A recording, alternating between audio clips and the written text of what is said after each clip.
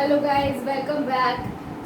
इस last chapter की video में हम डिस्कस करेंगे what is an optimum better choice, whether is quantity tax और इनकम टैक्स, दोनों में से कौन सा टैक्स प्रेफरेबल है from consumer point of view. Okay, so we are discussing this from consumer point of view. Which of the two tax is preferred by the consumer? कुछ restrictions हम इसमें लगाएंगे, कुछ assumptions करेंगे that I will continue.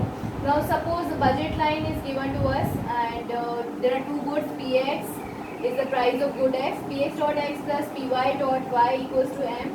Usual budget line is given to us. Now suppose करो good x पर we impose a tax rate. By tax rate T, the tax is imposed on good X. So price of good X is increased from Px to Px plus T. Correct? So tax rate is the T. Px plus T से increase हो गया है tax amount and the price amount on the good X. So the new budget line is, ये हम quantity tax की बात करेंगे। Good x पर टैक्स रेट टी इम्पोज किया है, it's a quantity tax. Quantity tax impose करने के बाद what is my new budget line? It is p x plus t, okay, times x plus p y dot y equals to n. ये हमारा new budget line बन गया जिसमें हमारा नया price is p x plus t. So earlier the price ratio was p x dot p x upon p y minus, क्योंकि it will come out to be minus, which indicates the downward sloping curve, and here the budget line slope will come up as minus of px plus t upon py. That's your price ratio when we talk about this kind of a budget line. Fine. Now हमें देखना है कौन सा income tax या quantity tax में दोनों में से कौन सा बेटर है कंज्यूमर के पॉइंट ऑफ व्यू से। एक इसमें हम अजम्पशन लेंगे कि जो गवर्नमेंट का रिवेन्यू कलेक्ट हो रहा है क्वांटिटी टैक्स से और जो रिवेन्यू कलेक्ट हो रहा है इनकम टैक्स से, दैट रिवेन्यू इज सेम। ठीक है, so here on this budget line, suppose करो नया बजट लाइन के साथ हमारा जो ऑप्टिमम पॉइंट ऑफ कंजप्शन है that is p x plus T. X star और वाई स्टार से मैंने डिनोट कर दिया जो नया ऑप्टिमम बंडल है। So new bundle is x star and y star after, this is after quantity tax imposition budget line। ठीक है, so budget line after quantity tax is imposed ये हमारे पास है and we are saying जो revenue government ने collect किया है, revenue can be computed as tax rate T times x star। तो ये गवर्नमेंट के पास revenue आया, ठीक है, और ये revenue जो quantity tax से collect किया गवर्नमेंट ने, this is equivalent to revenue government collects from income tax. So this is revenue from quantity tax, this is equal to revenue from income tax. So income tax से जो revenue collect किया, suppose हमने R star से denote कर दिया and R star जो revenue है this is equivalent to T times X star. Okay, so now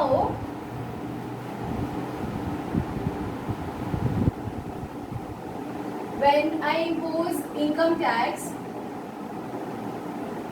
income tax impose करने से इनकम कम हो गई इंडिविजुअल की। सो इनकम क्या था initially? P x dot x plus p y dot y equals to m हमारी income थी। Income में से हमने इनकम टैक्स पे कर दिया माइनस आर स्टार, क्योंकि r star is the revenue government ने कलेक्ट किया है from income tax. This r star is equivalent to p t times x star. ठीक है, so I can replace this equation as the written is this equation as m minus t times x star. Okay, क्योंकि r star is equivalent to t times x star.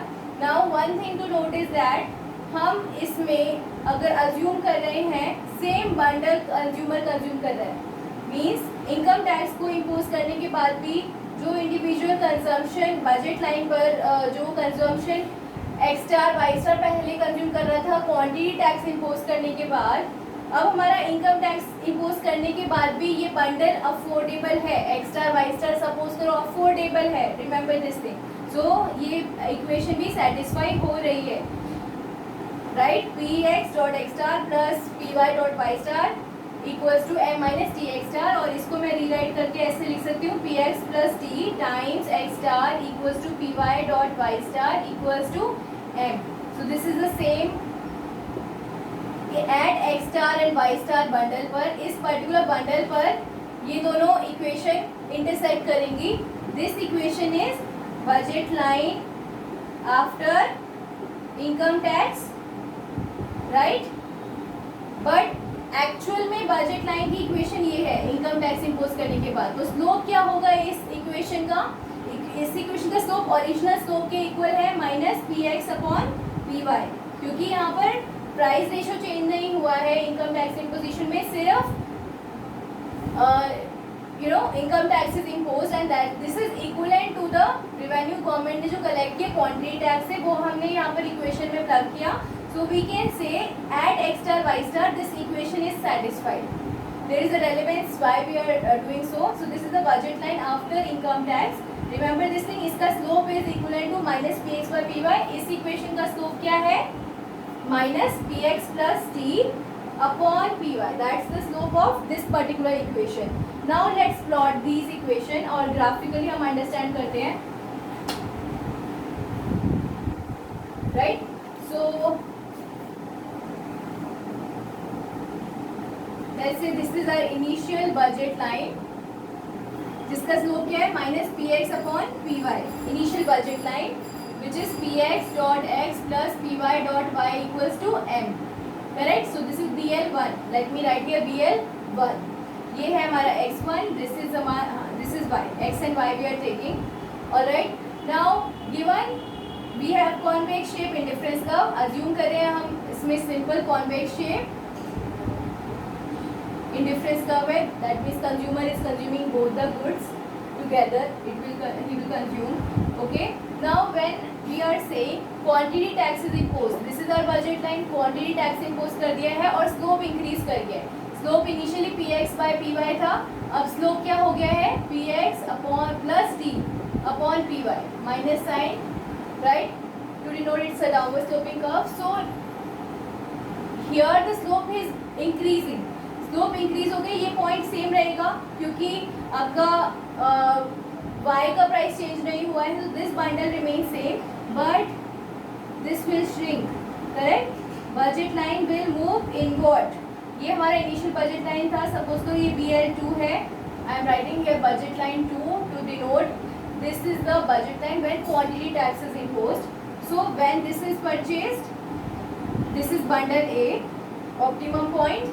Now because budget line shrink हो गया है, inward move कर गया है, and this is happening because price of good x has increased. Fine, ये हमारा initial price था.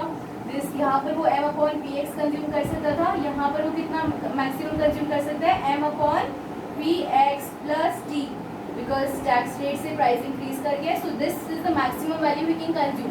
यहाँ पर अगर everything is spend on good y, this point is unchanged. Fine, so he move from point A to suppose this is IC1, this is IC0.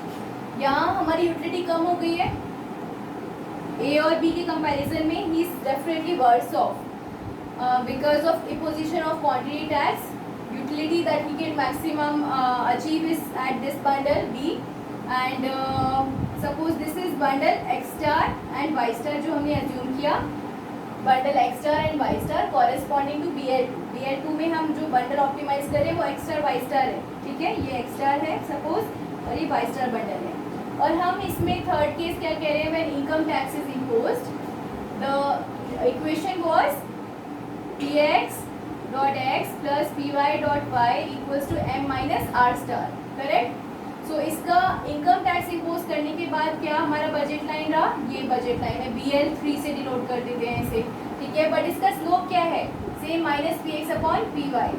Eight the same time हमने जब replace किया r star को t x star से, and then we said कि एक point अगर x star और y star से वो पास कर रहा है, then slope is same as this original slope.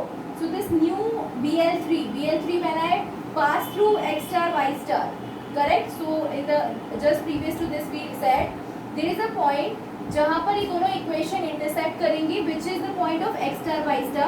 So I am plotting here BL3 इसका भी स्लोप क्या है minus p x upon p y. But BL3 पर if you can clearly see here, यहाँ पर this some other point of optimality can lie. This is IC2. Corresponding to IC2 there is a point of optimality at point C. Point c पर हम graphical representation से क्या बता सकते हैं कि कंज्यूमर के पॉइंट ऑफ व्यू से इनकम टैक्स बेटर ऑफ है या फिर क्वांटिटी टैक्स बेटर है. क्वांटिटी टैक्स से वो सिर्फ एक्स्ट्रा बाइस्टर कंज्यूम कर सकता है. बट अगर मैं इनकम टैक्स इम्पोज कर रही हूँ और मैं कह रही हूँ कि it is passing through x star y star, then I can definitely find a better off bundle c जिसपे उसकी यूटिलिटी बेहतर है. So he is better off at IC2. So from consumer point of view IC2 पर जो utility है it is higher than utility at IC1. IC1 is corresponding to quantity tax and IC2 is corresponding to corresponding to income tax. Fine. So income tax से consumer को utility ज़्यादा मिल रही है. So this is income tax, I can write, is preferred over quantity tax from consumer point of view. But इसके कुछ assumptions हैं, कुछ limitations है इसमें. फर्स्ट लिमिटेशन ये हो गया कि हम इसमें अज्यूम करें मॉडल में कि एक ही कंज्यूमर की बात कर रहे हैं. ठीक है, एक कंज्यूमर हो सकता है बेटर ऑफ हो जाए इनकम टैक्स से, बट मे बी दूसरा कंज्यूमर ना हो बेटर ऑफ. ठीक है. सेकेंड, इसमें अगेन अजम्पशन है कि उसका इनकम कितना लिया गया है such that he can afford the bundle be here. But ऐसा हो सकता है और ज़्यादा इनकम टैक्स इम्पोज किया गया है. ठीक है. So it is again an assumption here that the amount of tax from both revenue collected from both quantity and the income tax is same. This is again an assumption. ऐसा ज़रूरी नहीं है, हमेशा होता है. तो ये हमारी लिमिटेशन है मॉडल की कि हमने अज्यूम किया है. सो एक और इसमें assumption हम लिमिटेशन में लिख सकते हैं कि हम इसमें supply side response to the tax is not described by this model. इसमें हम डिमांड साइड का तो रिस्पॉन्स बता रहे कंज्यूमर पॉइंट ऑफ व्यू से, बट टैक्स हमने जो इम्पोज किया quantity tax on the producer, supply side response की हम बात नहीं कर रहे हैं. Correct. So this is another one more limitation of this model. So they are majorly 2-3 limitation that you can talk about of this particular model. However अगर question में पूछते हैं कि क्वांटिटी टैक्स या इनकम टैक्स से consumer point of view से कौन सा बेटर मॉडल है, तो आप ये डिस्कस कर सकते हो. Along with that you also discuss the limitations of this model. Right. So here we complete the chapter on choices. In my next video I will post the chapter on the demand. So thank you so much.